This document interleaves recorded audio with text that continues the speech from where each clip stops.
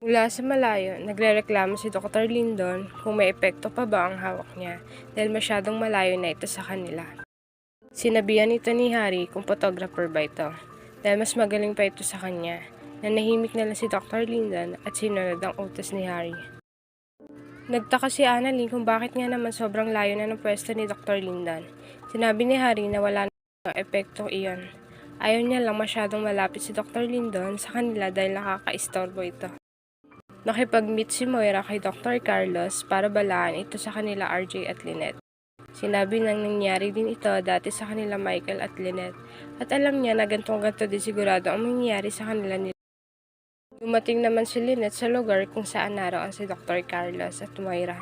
Tinanong niya ang isang staff dito kung may reservation nga ba talaga si Dr. Carlos sa lugar na iyan dahil may nais siyang iabot dito na nakalimutang dalhin. Dumating si Rega kung nasaan sila Annalyn at Harry. Sakto naman na naabutan niya din si Dr. Lindon na pasimpleng kinukuhaan si Lynn. Kaya naman sinabihan niya ito may gusto kay Annalyn.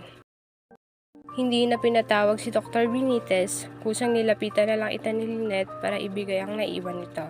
Nagulat na lamang si Carlos na biglang dumating si Paglingon ni Lynette sa kamiting ni Carlos, nagulat din siya dahil si Moira ang kamiting nito. Kaya ganun na lang pinagtataka niya.